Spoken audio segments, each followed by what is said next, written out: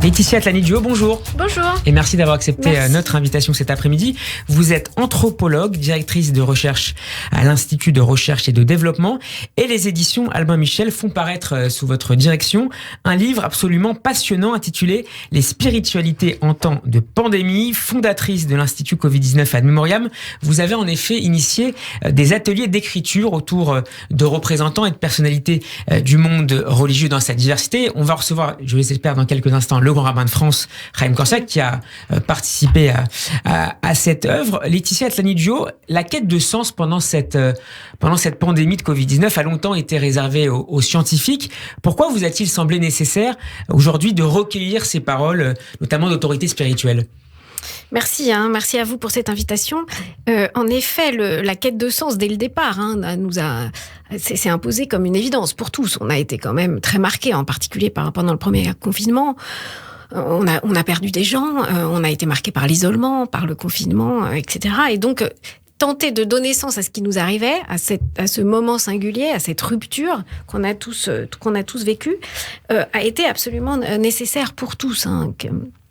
En France, mais au niveau international, puisque la moitié de la planète a été confinée au même moment, en particulier lors de ce qui a été notre premier confinement.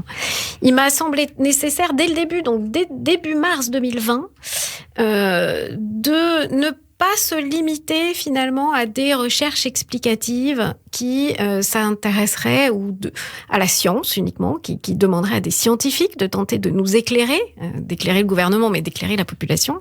Et je parle en tant que scientifique et en tant que membre du conseil scientifique présidé par Jean-François Delfraissy. Donc je suis tout à fait consciente de l'intérêt d'une approche scientifique de la pandémie. Je suis aussi tout à fait consciente de la très grande hétérogénéité des modèles explicatifs proposés par les scientifiques. Je suis aussi, en tant qu'anthropologue, vous l'avez dit, tout à fait conscient du fait que dans l'histoire longue des épidémies, tous les gens, en général, les populations, cherchent des modèles explicatifs très variés. Et quelle épidémie aviez-vous en tête face au début donc, de cette nouvelle pandémie de Covid-19 ? Alors toutes, les épidémies de peste, de choléra par exemple, bien sûr, en Europe, mais aussi l'épidémie de grippe espagnole, l'épidémie H1N1, l'épidémie d'Ebola, de VIH, toutes les grandes épidémies qui nous ont touchés dernièrement. Dans des sociétés peut-être un peu plus religieuses ? Alors, notamment si on les comparait à la situation de la France aujourd'hui ? Alors, pas forcément. Ça dépend des contextes, historiques. Mais clairement, en temps d'épidémie, les religions ont toujours proposé des modèles explicatifs, des réponses à ce qui nous arrivait. Et donc, il m'a semblé évident, il y a 2 ans, dès mars, de réunir dans un groupe informel, qui a donc 2 ans maintenant, aujourd'hui, tous les représentants des grands cultes de France. Que ce soit donc, par exemple, Chaim Korsak, qui va nous rejoindre, on l'espère, que ce soit le président de la Conférence des évêques de France, le président de la Fédération protestante, le métropolite orthodoxe, le président du Conseil national du culte musulman, le président de l'Union bouddhiste, etc. Mais aussi donc les représentants officiels des cultes de France, mais aussi quelques intellectuels ancrés dans chaque communauté religieuse, et de créer un groupe informel qui a été actif, qui a fait des choses, je pourrais vous en parler, en particulier pendant la première pandémie, en silence, dans un choix assumé de silence médiatique, et qui aujourd'hui, avec en effet des ateliers d'écriture, mais ça n'a été qu'une étape de la réflexion. Vous évoquez notamment ces lignes d'assistance téléphonique qui ont été mises en place. Absolument. Donc, ce qu'on a fait, quand on dit on a fait des choses en silence, justement, on a fait le choix de ne pas saturer les médias, justement, de prise de parole supplémentaires. On en a eu suffisamment, en particulier la première année. Par contre, d'être actif. Et donc, ce qu'on a par exemple fait, ce groupe informel que j'ai monté et qui parle ensemble aujourd'hui dans ce bouquin pour la première fois, on a monté une ligne téléphonique d'écoute spirituelle, interculte. Chose qui n'a jamais existé en fait en temps d'épidémie, au niveau international, et qui a été ensuite déployée dans les prisons. Pourquoi créer cette ligne ? Parce que si vous vous souvenez, à l'époque, au premier confinement en particulier, on a beaucoup renforcé les lignes d'écoute psychologique. Mais pourquoi uniquement médicaliser ou psychologiser la désespérance sociale ? Le fait de ne plus pouvoir parler à son prêtre, à son rabbin, à son imam, à son pasteur, parce que les lieux de culte étaient fermés, parce qu'on ne savait pas comment les contacter. Il nous restait ça ne demande Zoom. Pas il nous restait Zoom, mais ça ne demande pas forcément une réponse médicalisée ou relevant de la psychologie. Et donc, il nous a paru évident à tous, l'ensemble des grandes communautés religieuses réunies dans ce groupe, qu'il fallait monter et lancer cette ligne d'écoute spirituelle, ce qu'on a fait avec un numéro unique qui permettait ensuite de parler à quelqu'un de son choix. Chaque grande communauté a mis à disposition des membres de sa communauté qui sont devenus des télérépondants, ce qu'ils n'avaient jamais fait avant, et qui ont répondu à tout un chacun, qui appelait ce numéro unique.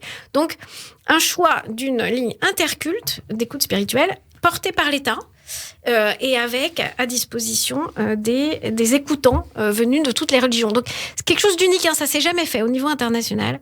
Et en effet, vous le disiez, une fois qu'on a fait ça, on l'a élargi avec une deuxième ligne d'écoute spirituelle aux aumôniers de prison, parce que c'est la double peine, la prison. C'était la double peine. Et plus de visites, mais aussi plus la possibilité de parler aux aumôniers.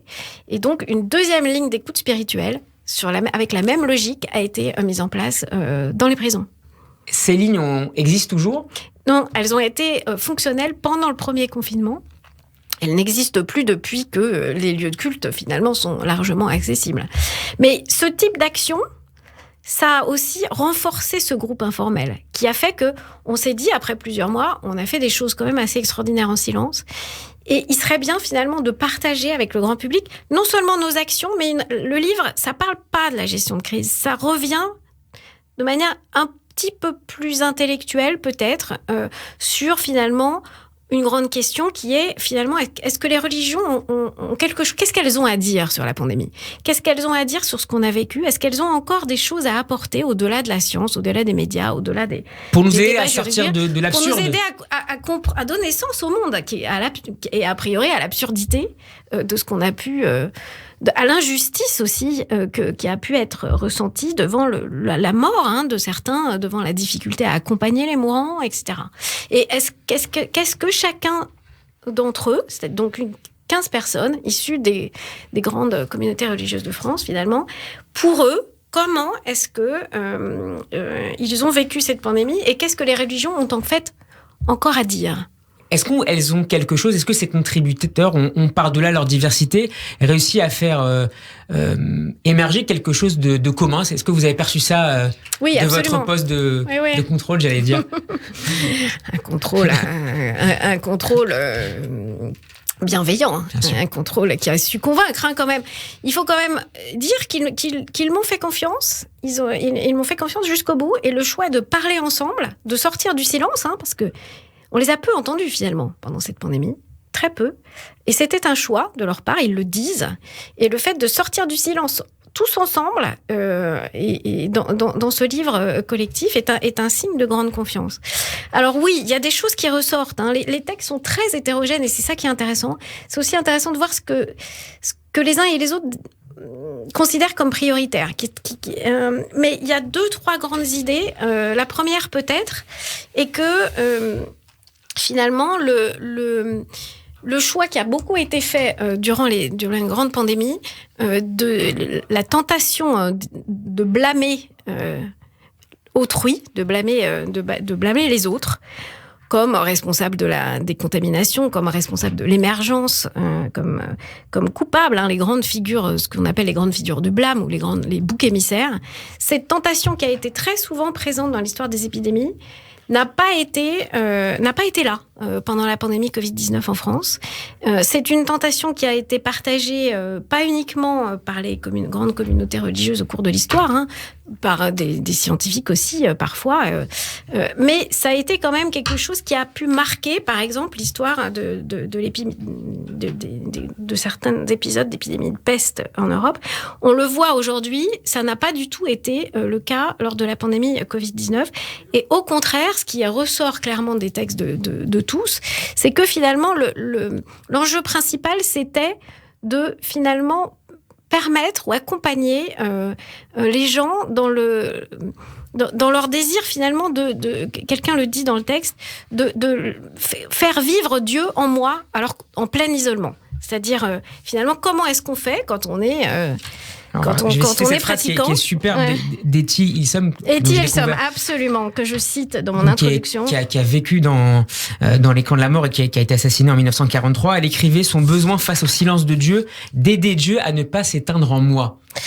Et c'est ça. C'est-à-dire que ce qui est essentiel et ce qui ressort de tous les textes, c'est que loin du blâme, c'est plutôt savoir entendre le silence de Dieu qui a été essentiel. Pendant cette pandémie.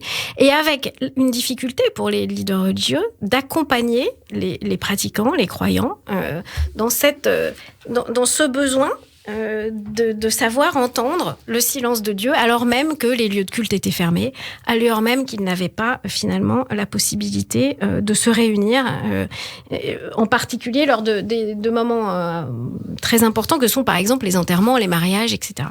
Deuxième enseignement peut-être. Et puis on va rejoindre ensuite Raïm Corsia par téléphone. Voilà, parfait. Deuxième enseignement qui ressort très fort du livre, c'est ce que François Claveroli, donc le pasteur Claveroli, appelle cette exigence de fraternité en temps de pandémie, qui s'est imposée à tous et qui a marqué l'ensemble des grandes communautés religieuses. Une exigence de fraternité qui est rappelée par tous, avec des variantes, et en particulier, c'est très intéressant de voir que les cultes minoritaires, et par exemple, en particulier, plusieurs auteurs, que ce soit Raïm Corsia ou Dan Arbib, mais que ce soit aussi Mohamed Moussaoui ou Shem Salafiz, rappellent aussi que cette exigence de fraternité, elle est peut-être tout autant religieuse que républicaine, et que finalement, comme le dit Shem Hafiz, qui est le recteur de la Grande Mosquée de Paris, pour lui, les musulmans se sont comportés de manière exemplaire, je le cite, pendant la pandémie, et il a une forte attente envers la République, d'une reconnaissance de cette exemplarité qui marquerait pour lui un signe très fort de citoyenneté de la communauté musulmane en France. De la même manière, et je finis là-dessus, Dan Arbib et Raïm Corsia reviennent sur le fait que, et je reprends leurs termes, la pandémie a été vécue par la communauté juive comme tous les Français, et que elle n'a pas d'expérience singulière, c'est ce que dit Dan Arbib, sauf que peut-être, et ça le Dan Arbib le souligne avec une grande pertinence, on a vu revenir ces derniers mois quand même, avec le qui et avec l'étoile jaune dans certaines manifestations anti-vax. La fameuse figure du blâme que vous évoquez dans votre introduction. La fameuse figure du blâme qu'on avait cru finalement ne pas apparaître durant cette pandémie, et qui peut-être à nouveau réapparaît. Alors, on l'espère pas comme dans l'histoire de la peste, de la grande peste, mais qui est quand même quelque chose d'assez troublant et que l'on doit mentionner. Donc, une exigence de fraternité, autant religieuse que républicaine, mais qui n'est pas exprimée de la même manière par tous. Et là, c'est quelque chose de particulièrement intéressant à souligner. On va rejoindre maintenant, avant de terminer cet entretien, le grand rabbin de France. Merci d'être avec nous, Raïm Corsia. Shabbat Shalom. Shabbat Shalom. On citait tout à l'heure... Bravo à Laetitia d'avoir réussi à faire travailler des personnes qui, d'habitude, notamment dans le domaine spirituel, sont plutôt dans un silo. Et au fond, on s'est rendu compte qu'au-delà des questions de fraternité que vous venez de soulever, il y a le fait de réfléchir à des situations sur lesquelles plus personne ne réfléchit. Et quand il y a des automatismes, rien n'est pire que cela. C'est ce que disait Peggy, il y a pire que les âmes perverses, qu'il y a les âmes habituées. On s'est habitué à avoir des rapports humains sans questionner ce rapport humain. Et c'est là ça a été essentiel de repenser le caractère vital de pouvoir rendre visite à nos anciens dans les maisons de retraite, le caractère vital des liens sociaux. Voilà pourquoi un petit combat qui pourrait paraître ridicule, mais qui pour moi était essentiel, c'était d'imposer des mots qui suivaient la réalité des choses. Par exemple, on devait avoir des mesures de distanciation physique et pas de mesures de distanciation sociale. Mais ce sont ces petits combats qu'il a fallu mener, parfois ensemble, parfois de manière séparée. Vous dites également, Raïm Corsia, pardon, je vous coupe, qu'il a fallu déculpabiliser aussi certaines personnes. Quelles étaient leurs angoisses ? L'angoisse de ne pas bien faire les fêtes, l'angoisse de ne pas pouvoir prier. Vous savez qu'on a vécu dans tous les cultes des enterrements sans que la famille puisse être présente. J'ai assuré des enterrements de personnes que je ne connaissais pas parce qu'à un moment, il y avait plus de rabbins disponibles et que on a eu par exemple de véritables héros de ces moments. Nos rabbins, les prêtres, les pasteurs, les imams ont été présents auprès des familles malgré toutes les conditions. Et les héros, c'était le personnel des pompes funèbres. Mais quand les familles ne pouvaient pas assister, il fallait que, oui, on les déculpabilise du fait de ne pas avoir été là, mais il y avait une impossibilité d'abord réglementaire, on ne pouvait pas être à plus de 20 dans les cimetières, et puis il y avait l'enjeu de protéger les personnes. On sait que le premier cluster, par exemple, après le déconfinement, c'était un enterrement. Dans les Landes, j'ai pas de mémoire pour demander à Laetitia qui a documenté tout cela, mais on s'est rendu compte que nos interactions sociales étaient à la fois une source de rapprochement, c'est formidable, de vie, mais aussi de risque. Et donc, l'obligation de repenser les choses a amené aussi, de mon point de vue, un surcroît de fraternité, parce qu'on s'est rendu compte qu'avec nos façons de penser différemment, on arrivait malgré tout à penser ensemble. Merci beaucoup, monsieur le rabbin Chaim Korsia, d'avoir été avec nous. Et puis, merci beaucoup également à vous, Laetitia Atlani-Dio, d'avoir été avec nous en studio pour nous présenter ce livre paru sous votre direction aux éditions Albin Michel. C'est passionnant, les spiritualités en temps de pandémie. À très bientôt sur Radio J. Merci beaucoup. À bientôt. Radio J.